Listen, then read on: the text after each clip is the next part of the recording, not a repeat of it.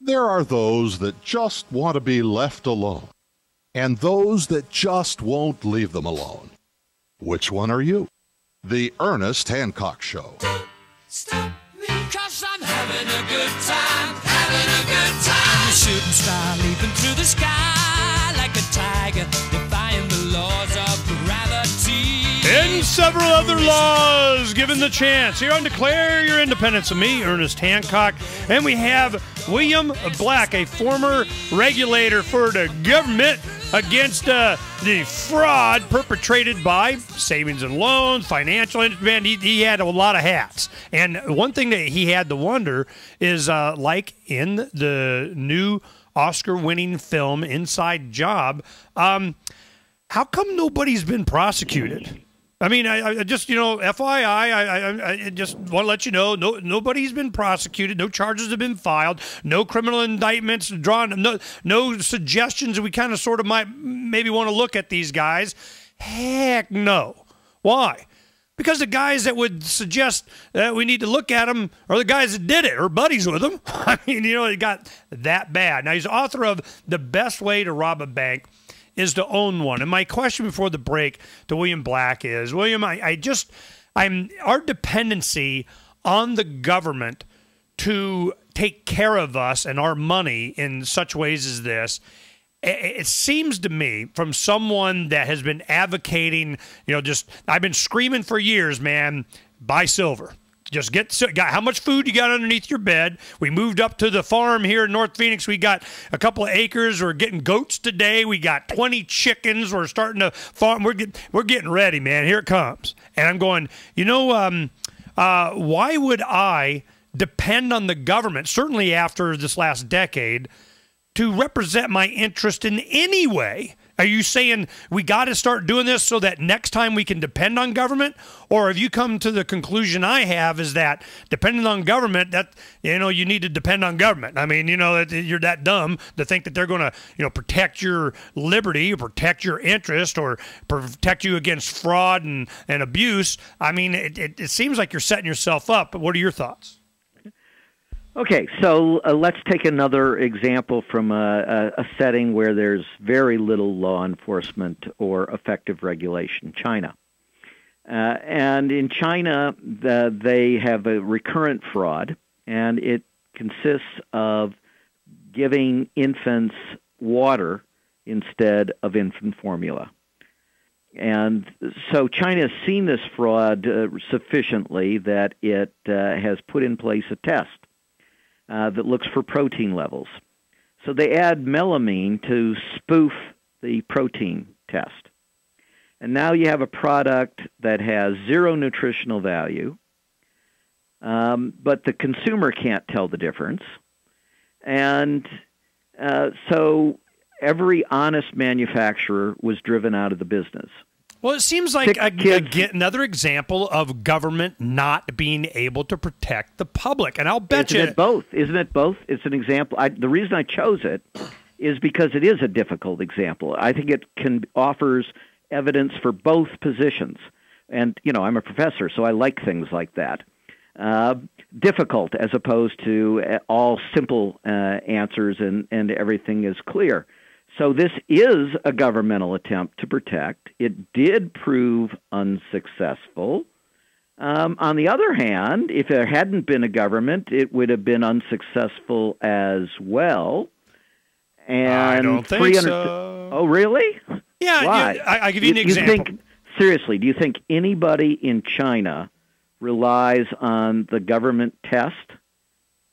I'm hoping they Chinese? don't. I'm hoping they would. That's exactly right. As time goes on, I'm sure that they would not. This is my point. Right, if we rely on one single source that is going to tell us whether we got mad cow disease or whether it's GMO or whether it's organic, which they keep changing the definition anyway, if we have just a peer-to-peer information, the internet of just people talking, they go, this is good this week. I trust this underwriting laboratory. We checked it, Consumer Report people, de la whatever.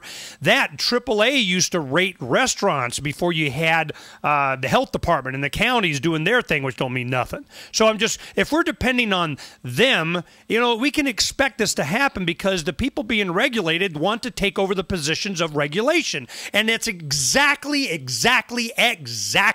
what happened in this last financial crisis. Exactly. No, it's exactly the opposite of what happened. What, in this they weren't? crisis. You telling me Goldman Sachs doesn't permeate the government?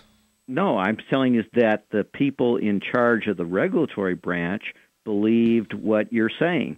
They believed that fraud was impossible because of things like what you were mentioning, and therefore there was no reason to have any regulatory effort against the frauds because definitionally frauds couldn't occur. Do you know how many people I've had on this show that were screaming that this was going on?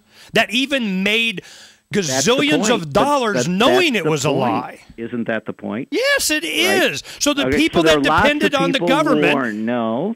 The government actually warned. After all, the FBI had one of the earliest warnings in September 2004, set it all out. But you're right. And again, I'm one of those people, after all, that was warning. That doesn't mean that the marketplace succeeds, right? So there were all those warnings out. Tell me what happened to the bubble. Did it get bigger or smaller after the warnings you were talking about? Oh, it got bigger. And then you had people like Meredith Whitney said, you know what, I'm leaving Oppenheimer, doing my own thing, and all the people that want to know what's really going on, you follow what I'm doing and pay for my newsletter. And they said, yes, and boss, that's what I'd be doing. I want to go to Doug Casey. I want to go to Peter Schiff. I want to go to Porter Stansberry. I want to go Peter's had me on as well. Okay, and he'll tell you the same thing, I'm sure. I know. Of course, Peter yells and does his thing when he talks with me. Okay, but the point is, despite Peter's warnings, despite Bill Black's warnings, the market isn't driven by the peer-to-peer in the way you're talking about. The market finds it to be very desirable to fund the frauds. Why? Because it's profitable. Well, kind of, sort of. It's profitable for the senior managers. It's actually incredibly non-profitable for the firm.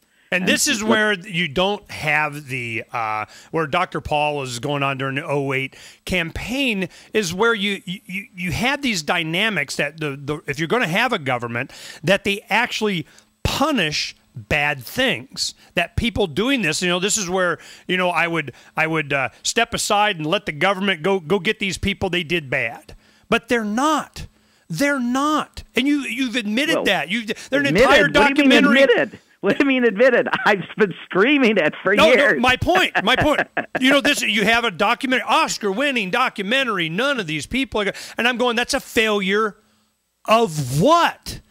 Of government, of people depending on them to do so. And all it took was to have a collective force, a monopoly of force, controlled by the very people that need to be prosecuted, and they're not. Let's put it this way. Do you think there are going to be prosecutions in the near future? Not unless we change the people to folks who actually believe in prosecuting and believe in regulating. So how the heck is government going to be seen as a solution? Well, okay, so under your point, though, you're really saying that these frauds are created by the people who profit from them, the CEOs.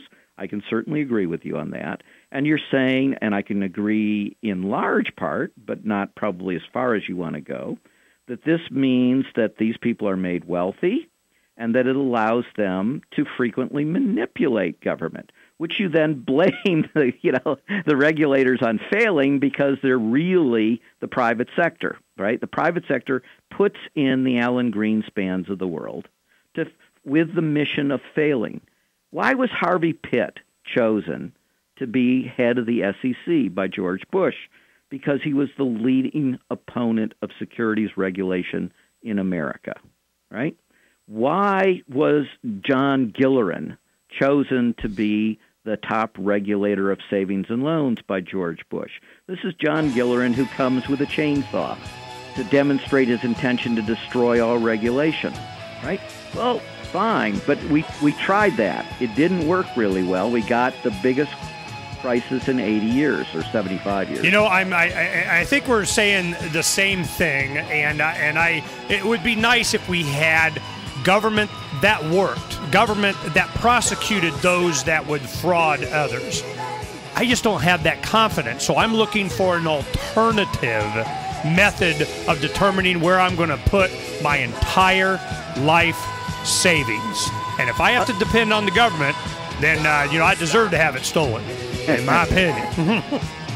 Understand, I work on both simultaneously. Well, I'm glad how do you you're make there. Government more effective, and how do you protect yourself? Well, I'm glad you're there, and we'll be asking you to come back soon, as okay. Oh, my goodness, he might prosecute somebody, and we'll have to have William Black back. Uncovering the secrets and exposing the lies. That's what readers of freedomsphoenix.com get every day. Readers of freedomsphoenix.com are constantly provided the information that detail the real news between the lines of propaganda about government policies and the true relationship we all have with coercive governments. Learn the true condition of our economy, innovations and technological breakthroughs in energy, health, computer science, and space travel. Learn the truth well before it's admitted to in the lamestream media, the media that is so last century. Corporate media has evolved into nothing more than distributors of government propaganda, but we now have a fantastic alternative. FreedomsPhoenix.com provides constant news updates on the issues that affect our lives in the most important ways. Our liberty and our property are under constant attack, and FreedomsPhoenix.com provides the understanding behind the propaganda while encouraging the participation of our readers. Join us at FreedomsPhoenix.com. That's freedoms with an S, Phoenix.com. FreedomsPhoenix.com, where the revolution between the ears has already matured.